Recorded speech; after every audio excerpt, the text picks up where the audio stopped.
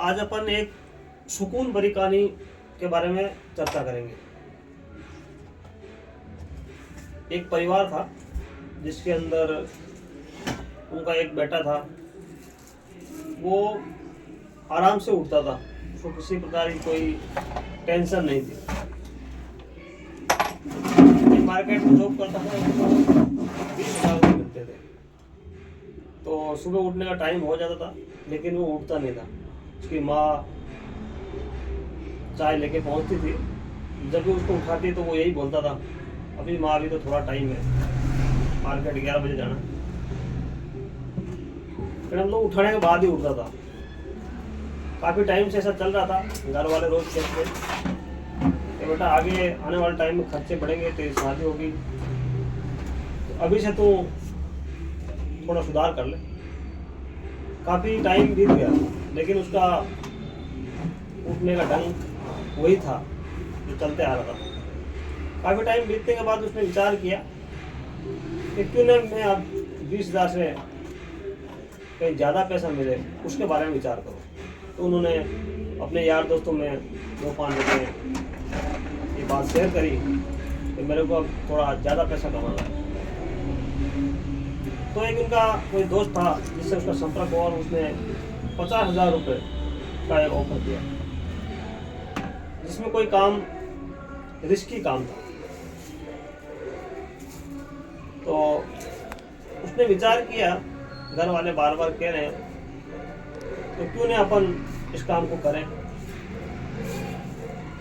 और अपन ज़्यादा पैसे कमाएं। वो गया और उसने घर वालों को कुछ बताया नहीं और जैसे रोज की तरह सो गया। जैसे ही सुबह हुई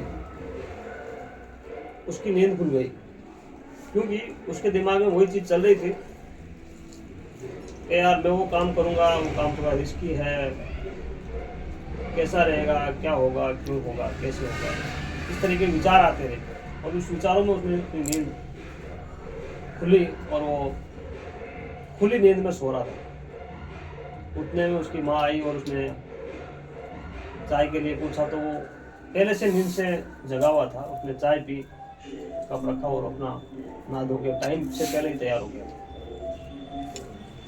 ऐसा 1 दिन हुआ, 2 दिन हुआ, 3 दिन हो गए, लेकिन वो अपने परिवार से ये बात बता नहीं पाया। 3 दिन होने के बाद 4थे दिन उसकी माँ ने विचार किया कि बेटा 4 बार उठाने के बाद भी टाइम पे नहीं उठता था, लेट उठता था, और 3-4 दिन से कंटिन्यू जल्दी उठ रहा है, क्या बात है। 4थे दिन उसकी माँ ने उससे पूछा, बेटा कोई चिंता है? वो जल्दी उठ जाता है आजकल। तो उसने बताया, माँ एक बात है जो मैं आपको पूछना चाह रहा था, लेकिन मैं आपसे पूछ नहीं पाया। तो आखिर आपने पूछ लिया तो मैं बता ही देता हूँ। काफी टाइम से घर वालों की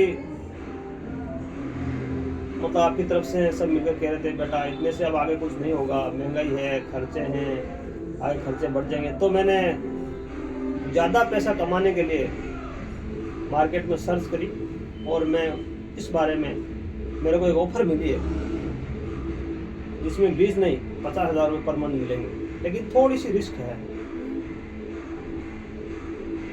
तो उसने अपनी माँ को जो भी उस काम से संबंधित जो रिस्क थी वो बताई।